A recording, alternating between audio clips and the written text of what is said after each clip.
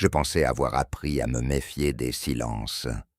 Pourtant, celui qui s'est installé entre nous ce soir-là avait quelque chose de différent, plus lourd, plus dangereux, comme si un seul pas de plus pouvait tout faire basculer, ma vie, mes certitudes, et cette frontière fragile que je faisais semblant de ne pas voir. Je m'appelle Adrien, j'ai 27 ans, et je vis à Paris depuis assez longtemps pour savoir comment disparaître sans quitter la pièce. Je maîtrise l'art de rester en surface, de sourire juste ce qu'il faut, de ne jamais laisser deviner ce qui brûle en dessous.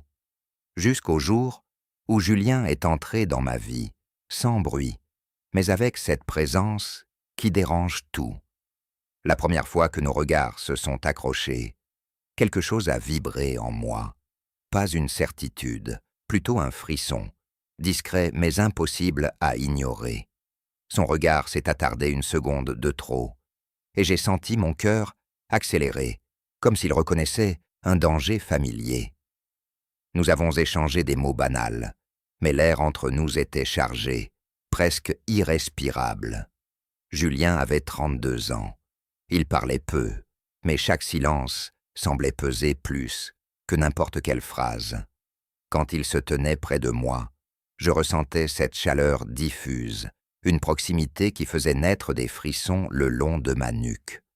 Nos gestes restaient corrects, mesurés. Pourtant je sentais cette tension, cette envie muette de réduire l'espace entre nous. Je m'étais promis de ne plus jamais confondre attirance et sécurité. Pourtant, au fil des jours, je me surprenais à attendre ses messages, à relire ses mots, à imaginer son souffle trop proche de mon oreille. Chaque rencontre était une épreuve, tenir bon ou céder à ce courant invisible qui m'attirait vers lui. L'incident est survenu sans prévenir. Un moment anodin en apparence. Une main qui effleure la mienne, un contact trop lent pour être accidentel. Le monde s'est figé. Mon corps a réagi avant ma raison. Frissons incontrôlables, pouls affolés, chaleur sous la peau. J'ai retiré ma main, trop vite, comme brûlé par ce que je ressentais. À partir de là, tout a changé. Chaque silence entre nous vibrait d'un désir inavoué. Chaque regard devenait un risque. Je sentais le conflit grandir en moi, la peur d'être vu, jugé, exposé, contre cette envie irrépressible de me rapprocher encore. Être si près de lui me donnait l'impression de me tenir au bord d'une tempête. Les regards autour de nous pesaient de plus en plus. Paris, pourtant si vaste, me semblait soudain étroit. J'avais l'impression que chaque passant pouvait lire ce feu sous ma peau. Julien, lui, semblait osciller entre retenue et audace, comme s'il luttait contre la même tempête intérieure. Un soir, nos visages se sont rapprochés sans que je sache qui avait fait le premier pas. Nos lèvres se sont arrêtées à un souffle de distance. Le temps s'est suspendu dans une immobilité dangereuse.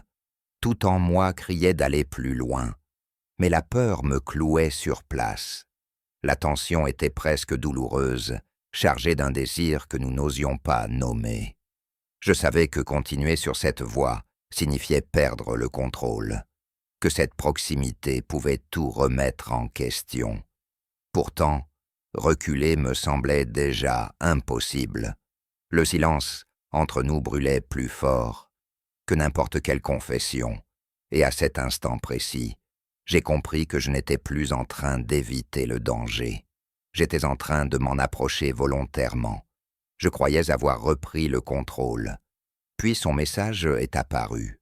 Bref, presque innocent. Pourtant, en le lisant, j'ai senti la même décharge qu'au moment où nos mains s'étaient frôlées. Ce n'était plus une hésitation. C'était une invitation déguisée en normalité. Je n'ai pas répondu tout de suite. J'ai laissé le téléphone face contre table, comme si l'écran pouvait trahir ce qui se passait en moi. Depuis ce soir-là, quelque chose s'était déplacé. Une frontière invisible autrefois solide, s'était fissuré. Je continuais à avancer, à parler, à rire avec les autres, mais tout sonnait faux. Mon esprit revenait toujours à Julien, à ce silence brûlant que nous partagions. Quand nous nous sommes revus, l'atmosphère était différente, plus dense, plus risquée. Il n'y avait plus cette distance prudente entre nous. Chaque pas nous rapprochait, chaque regard s'attardait un peu trop longtemps. Je sentais mon cœur battre trop fort, comme s'il voulait me dénoncer. Sa présence éveillait chaque nerf, chaque doute que je tentais d'étouffer. Nous parlions de choses simples, mais rien n'était simple. Ses mots glissaient sur moi, mais c'était son regard qui me désarmait. Il y avait dans ses yeux cette question muette, cette attente dangereuse. Quand il s'est approché, j'ai senti la chaleur de son corps, sans qu'il me touche vraiment. L'air semblait vibrer entre nous. Je savais que je jouais avec le feu. Une part de moi voulait reculer, reprendre ce rôle sûr, discret, que je connaissais si bien. Mais une autre part, plus profonde, plus sincère, refusait de se taire. Chaque fois que son bras frôlait le mien, un frisson me parcourait, incontrôlable. J'avais l'impression d'être pris entre deux forces opposées. Puis il y a eu ce moment précis, un silence trop long, nos regards verrouillés. Sa main s'est approchée, s'est arrêtée à quelques centimètres de la mienne. Mon souffle s'est coupé. Tout en moi criait de fuir et de rester à la fois. La tension était presque douloureuse, comme si le monde entier attendait que je fasse un choix. Autour de nous, la vie continuait, les voix, les mouvements, les rires. Mais pour moi, tout s'était réduit à cette proximité dangereuse. J'ai senti son souffle près de mon visage, assez proche pour réveiller ce feu sous ma peau, que je faisais semblant d'ignorer depuis des années. Mes doigts ont tremblé. J'ai senti la chaleur monter, impossible à contrôler. C'est là que j'ai compris que ce n'était plus seulement du désir, c'était un risque réel, être vu, être deviné, être exposé. La peur m'a traversé comme une lame froide, mais elle n'a pas suffi à éteindre ce qui brûlait en moi. Julien a reculé légèrement, comme s'il me laissait l'espace de respirer ou de renoncer. Je n'ai pas renoncé. Ce geste, infime, ce pas presque invisible vers lui, a suffi à tout bouleverser. Je savais que je franchissais une limite, que je me plaçais dans une zone où rien n'était sûr. Son regard s'est adouci, chargé de quelque chose que je n'avais pas vu chez lui auparavant. Une promesse, ou peut-être un avertissement. Plus tard, seul, j'ai senti le poids de ce choix s'installer. Le doute, la honte, l'espoir, tout se mélangeait. Je savais que continuer signifiait accepter la possibilité de perdre ce fragile équilibre que j'avais construit. Mais reculer aurait été pire. C'était comme nier une vérité devenue trop évidente. Julien m'a envoyé un dernier message ce soir-là. Peu de mots. Juste assez pour faire battre mon cœur plus vite. Il ne parlait pas de ce qui s'était passé, mais tout y était, inscrit entre les lignes. Une attente, une tension suspendue. Je me suis allongé dans le silence, incapable de trouver le repos. Une chose était claire désormais. Je n'étais plus spectateur de ce qui m'arrivait. J'étais engagé. Et ce qui venait ensuite risquait de me coûter bien plus que je ne l'imaginais. La tempête ne faisait que commencer. Je pensais avoir touché le point de non-retour. J'avais tort. Le vrai danger n'était pas ce que je ressentais pour lui, mais ce que les autres commençaient à percevoir sans que je dise un mot. Après cette soirée, quelque chose s'est fissuré dans ma façon d'exister. Je n'étais plus capable de faire semblant avec la même précision. Les gestes contrôlés, les réponses neutres, tout me demandait un effort épuisant. Julien occupait mes pensées, sans me laisser de répit. Pas comme une obsession aveugle, mais comme une présence constante, silencieuse, dangereusement apaisante. Nous avons continué à nous voir. Officiellement, rien n'avait changé. Officieusement, tout était différent. Chaque rencontre était chargée d'une tension qui ne demandait qu'à exploser. Nos regards se croisaient trop souvent, s'attardaient trop longtemps. Il y avait entre nous cette proximité calculée, comme si nous avancions sur un fil, conscients qu'un faux pas suffirait à nous faire chuter.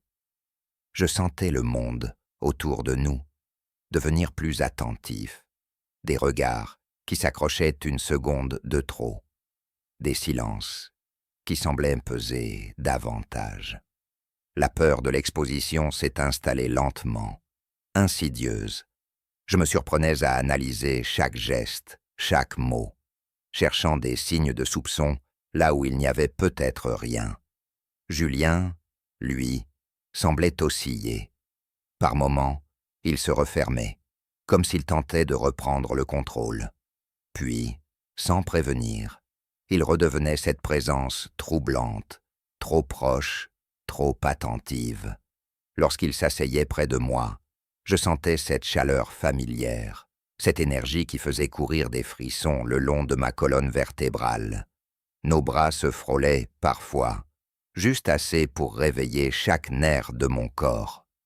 Un soir, alors que nous parlions à voix basse, il a posé sa main près de la mienne. Pas sur la mienne, près. Le geste était anodin, presque innocent, mais mon cœur s'est mis à battre trop fort.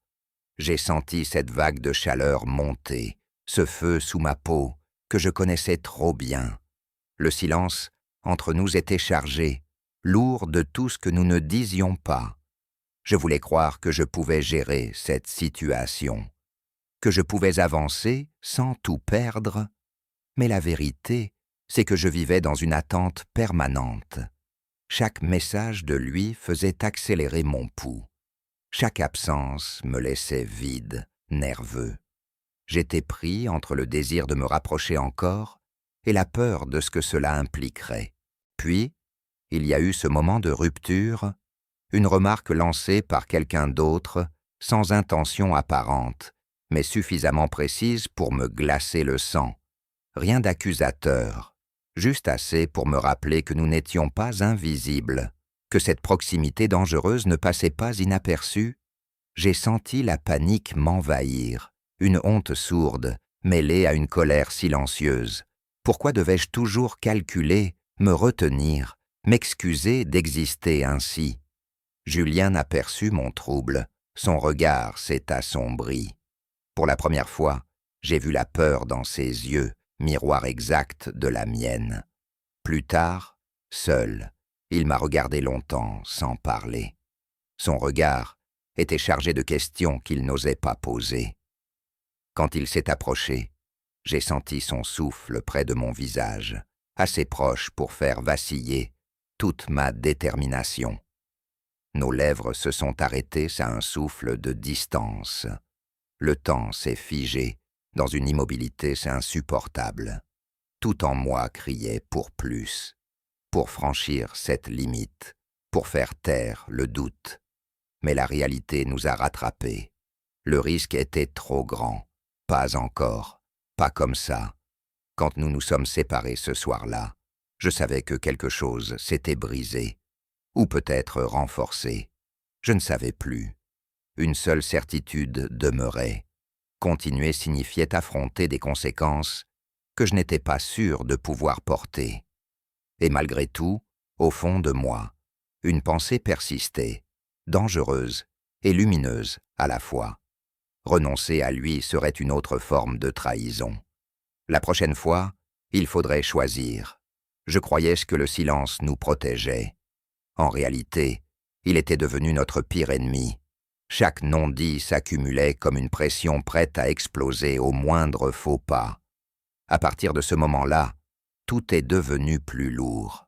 Pas plus intense, non, plus dangereux. Comme si l'air autour de nous avait changé de densité. Je sentais le regard des autres avant même de les croiser. Une attention diffuse, jamais frontale, mais suffisante pour m'empêcher de respirer librement. Julien s'est mis à prendre cette distance, pas complètement, juste assez pour que ça fasse mal. Il ne me fuyait pas, mais il contrôlait chaque geste, chaque pose, chaque mot. Cette retenue nouvelle était pire que l'absence. Elle transformait chaque rencontre en épreuve silencieuse. J'avais l'impression d'avoir fait un pas trop loin, et qu'il tentait maintenant de réparer quelque chose que nous avions déjà brisé. Je voulais lui parler, mettre des mots sur ce qui nous arrivait, mais dès que j'ouvrais la bouche, la peur s'installait. Dire les choses, c'était les rendre réelles, et rendre cette tension réelle signifiait accepter les conséquences. Alors je me taisais, lui aussi. Entre nous, la proximité existait toujours, mais elle avait changé de nature. Elle n'était plus brûlante, elle était tranchante. Quand nos regards se croisaient, il y avait cette douleur sourde, ce regret mêlé de désir. Nos corps semblaient se souvenir de ce qu'ils n'avaient jamais vraiment connu. Chaque frôlement accidentel déclenchait un frisson, suivi d'un retrait immédiat, presque brutal. Le monde extérieur s'est fait plus oppressant.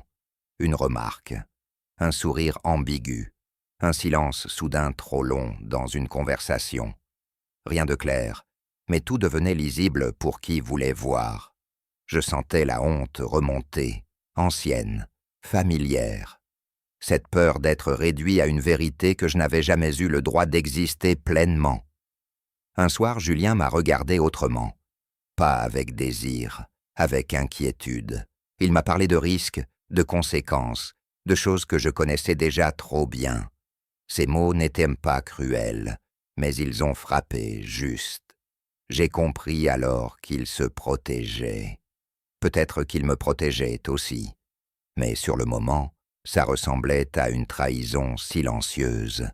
J'ai ressenti une colère sourde, pas contre lui, mais contre cette situation absurde où aimer signifiait toujours calculer, où chaque émotion devait être filtrée, étouffée, rendue acceptable. Je voulais lui dire que ce que je ressentais n'était pas une faiblesse, que ce feu sous ma peau n'était pas une erreur, mais il a reculé, pas physiquement, intérieurement, et ce retrait m'a fait plus mal que n'importe quel rejet explicite. J'ai senti quelque chose se fissurer en moi, une certitude fragile, une confiance naissante. Cette nuit-là, seul, j'ai compris que je ne pouvais plus rester suspendu entre deux choix. Continuer ainsi me détruisait lentement. Reculer signifiait me renier. Avancer impliquait d'assumer un risque que je n'avais jamais osé prendre. Julien m'a envoyé un message tardif. Quelques mots seulement. Pas une excuse, pas une promesse. Juste une phrase lourde de sens, comme un aveu à moitié formulé. Mon cœur s'est serré en la lisant.